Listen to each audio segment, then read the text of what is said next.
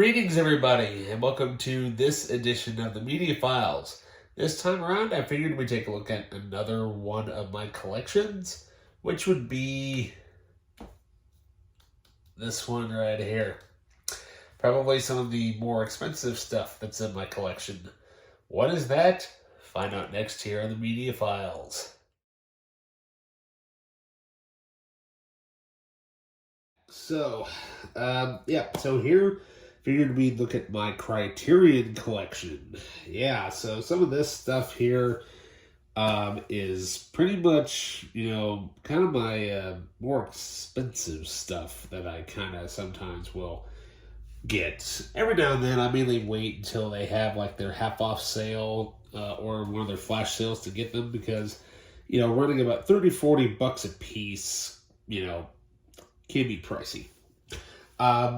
But I do have some that are that kind of basically go up top here. But we will actually get to those in a little bit because I figured we would actually go through them in numerical order, which is the way I have them set up here on the shelf. First of all, I would like to give a major shout out to YouTuber Daisuke Beppu. Daisuke, if you ever do watch this, first of all, I'd like to thank you personally for actually answering my question. He had for those of you that don't know, Daisuke had a Q&A episode on his channel. This was probably about a year ago, maybe about a year and a half ago by this point. And so he was saying, hey, if you have any questions, you'd like me to answer, I will try to answer it as best as I can. So I decided on a whim, I'm like, you know what, let me just, ask him a question and see if he'll answer it. He may not, I don't know. And so the question I asked him is that what is his favorite epic wide shot is. And what I meant by that was basically any time that there is a cut in the film, which means basically, for those of you that don't know what a cut is, every time a scene changes when you're watching a movie, that's called a cut. And so what I meant by epic wide shot was that any movie that you would regard as an epic, like Lawrence of Arabia, Titanic, Lord of the Rings, that type of movie that you can tell that has a pretty decent to expensive budget, and basically what would be his favorite wide shot, as in the camera is literally panned back all the way and you just see this amazing picture in front of you. So for example, in Lawrence of Arabia, my favorite shot personally is you have a close-up of Peter O'Toole. He has the match in his hand, and he blows it out, and it cuts to this huge, awesome, epic wide shot of the sun rising up out in the desert. And that's my favorite epic wide shot of all time. And so Daisuke had actually answered it, and I'll actually share a link down in the description for that video. So Daisuke, if you ever do watch this, thank you very much for answering the question. I apologize that I waited like over a year and a half to respond back. Because, I didn't really know how YouTube works and all that, because I mainly just watched videos for who knows how many years. But knowing that though, good luck with your move to Los Angeles, and I hope everything works out well for you. And on another question, when will we ever get to see a tour of the place you are currently at? Because, a lot of us fans would love to see that. I know you may or you may not for certain reasons, which is cool. But anyways, the reason why I specifically mentioned him is because he is basically, in my opinion, the go-to guy when it comes to reviewing the Criterion collection, because he has basically, I think, everything that's been released since then, and you can tell he is a dedicated collector and whatnot. So let's just go through with what I have, because what I have is nothing compared to what Daisuke has or what other collectors who collect this particular series of release media has. So I think I'm going to make this a two-parter. Basically, what I'm going to do is the first part, I'll just mention, the spine number and what the movie title is. And then in the second part, I'll go through all of them again, but I will mention all the bonus features and everything that is, with each individual set. So first off, we have basically the classic movie to get. If you're ever going to get a Criterion movie, get this one. This is the one that basically got me started. Now, I did used to have the original release way back in the day. That cost me like $50 way back in the day. But thankfully now, because of its popularity, it has significantly dropped down in price. And I think I only paid $20 for this at the time. And it's on Blu-ray.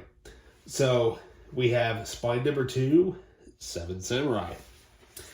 Up next, we have spine number 13, the classic Silence of the Lambs. Spine number 16, we have Samurai 3, Duel at Ganryu Island. Spine number 22, David Lean's Summertime. Yeah, actually I found this in a thrift store for $1. So I'm like, okay. This movie, spine number 23. This was actually the first ever, or rather the second Criterion movie that I've owned, and technically my first X-rated movie. We have the Criterion Collection edition of RoboCop. So yeah. This one. Spine number 30. We have Fritz Lang's M. This is another one to own. Up next. Only one of two by this director in this series. We have spine number 40. We have Michael Bay's Armageddon. Yeah, now this is the director's cut. The theatrical cut is actually has its own release. So up next, we have spine number 44 with The Red Shoes. Up next, we have spine number 61. We have Monty Python's The Life of Brian. Spine number 65, we have Rushmore. Spine number 70, we have Martin Scorsese's The Last Temptation of Christ. Spine number 75, we have Kevin Smith's Chasing Amy. This one you basically find just around about anywhere.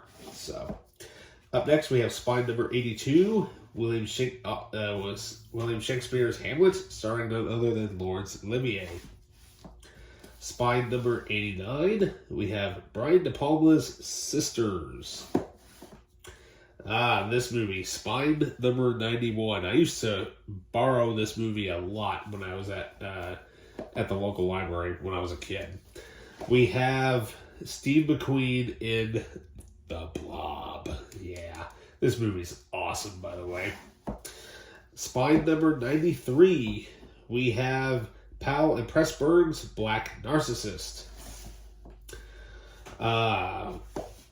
Number 100, we have the Beastie Boys video anthology. Up next, spine number 108, the second and last film in the Criterion Collection from director Michael Bay. We have The Rock. Yeah. This is the version to get of The Rock. Yes, it is out on Blu-ray, and I believe all the extras that are on this set actually have been ported over. Spine number 118, we have Preston Sturges' Sullivan's Travels. Up next, spine number 138, on Blu-ray, we have Akira Kurosawa's Rashomon. Spine number 151, this one, I absolutely love this movie, but I hate the fact whoever had this decided to damage the side of it. They're like, I'll probably never find it again, so I might as well just grab it. So we have Steven Soderbergh's Academy Award-winning film, Traffic. Up next, spine number 157, we have The Royal Tenenbaums. Spine number 175, we have Johnny Depp in the Fear and Loathing in Las Vegas. I have not even watched this movie yet. I don't know why. So up next, we have spine number 182, we have Sam Peckinpah's Straw Dogs, starring Dustin Hoffman. Up next, we have Spine 190 with Akira Kurosawa's Throne of Blood. Yeah, this movie's awesome. Up next, another Akira Kurosawa film. We have Spine number 233 with Stray Dog. I found this at like a thrift store, I think, and I paid like $2 for it. I'm like, okay. Spine number 267. We have Akira Kurosawa's Kage Musha. Yep, the co-produced film with Kurosawa, not Spielberg, Francis Ford Coppola, and George Lucas. Almost Spielberg, but not quite. Up next, Spine number 300, we have the dual disc edition of The Life Aquatic with Steve Zissou. Now, there is a single disc version out there, but the 2-disc version is the one you want.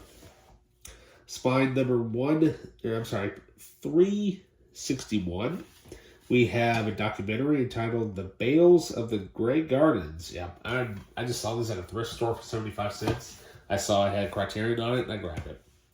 Spine number unknown, because whoever put the sticker there makes me mad. I'll have to write it down in the comment or whatever or something. But we have Robinson Crusoe on Mars. Spine number 476, the version that everybody and their dog sees. We have Brad Pitt and Kate Blanchett in The Curious Case of Benjamin Button. So up next, Spine number 536, we have Terrence Malick's The Thin Red Line. Spine number 545, we have Dennis Hopper's classic Easy Rider. Spine number 551, from Guillermo del Toro, we have his first film, Kronos.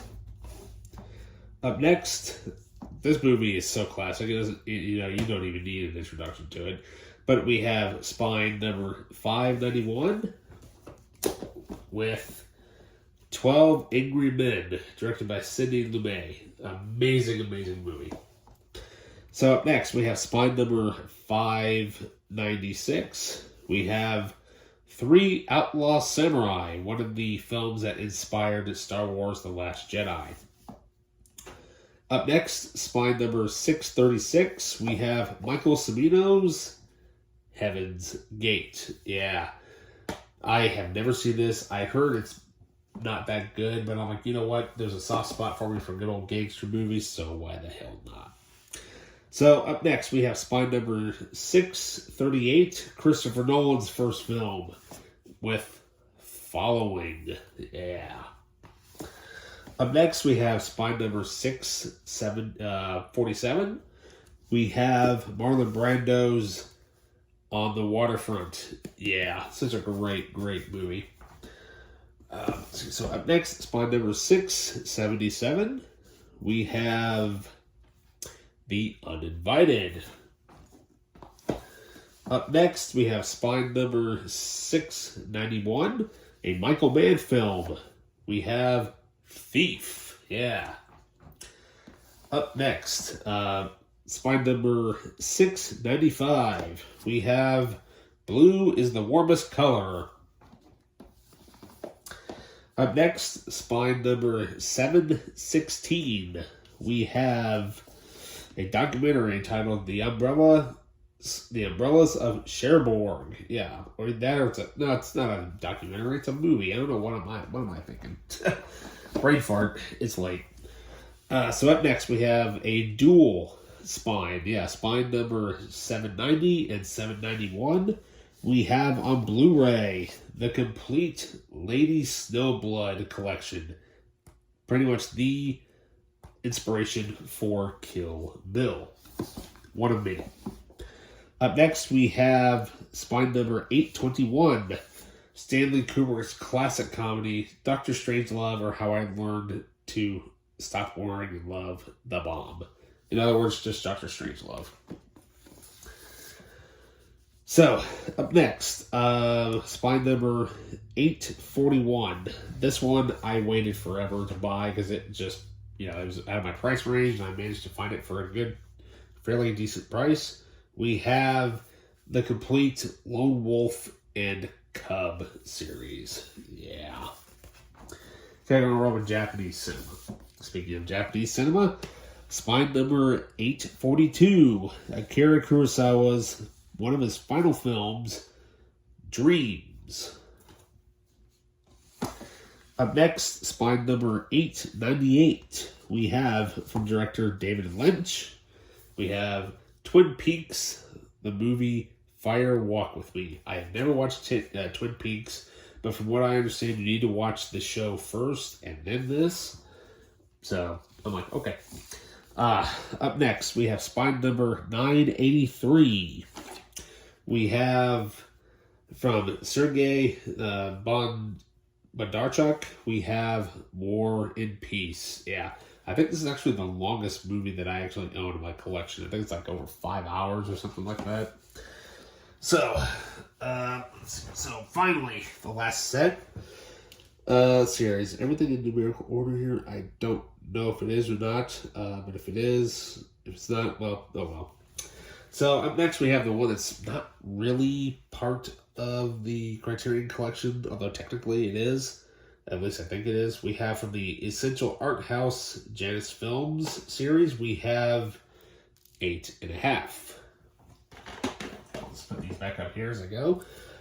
This one, I don't know what the spine number is. Maybe somebody can put it down there in the comments. But we have from Alejandro Gonzalez Inarritu, we have his first film, Amos Perros. Yeah, that's the version to get, from what I understand. So, this movie, up next, we have spine number 1058. Yeah, Martin Scorsese film, we have The Irishman. Yep, can't go wrong with that. Exclusively on Netflix until they got the rights for it. That movie was selling like hotcakes. So, up next, we have spine number 1077. We have Flowers of Shanghai. Yeah, which I believe, I could have sworn I thought that this had Christian Bale in it, but I'm thinking of a different movie that he's in. So up next we have spine, I don't know which number it is. Oh, there it is. 1038. We have Kylo Ren and Black Widow arguing with each other. Yeah. We have Marriage Story. So yeah, I mean, I saw that movie on Netflix. That was really, really good. Up next we have spine number 1054. We have from Academy Award-winning director Bong Joon-ho, we have Parasite, yeah, the 3-disc edition. Up next, we have spine number 1091. We have from director Cary Fukunaga, who directed No Time to Die, by the way. We have his first film, Beasts of No Nation, which originally was on Netflix. Thank you, Criterion, for putting these movies out on physical media, by the way. And finally, well, what can I say? I guess you just have to end with the classic, right? Spine number 1027. And once again, I'd like to apologize that the last 8 movies I mentioned, that they're not in numerical order. Well, that's just kind of how they are piled up here on the floor by me. We have Steve McQueen, James Garner, and Richard Attenborough in an all-star classic film, The Great Escape. So yeah, amazing set of films. So yeah, that basically completes the look at all of my Criterion collection.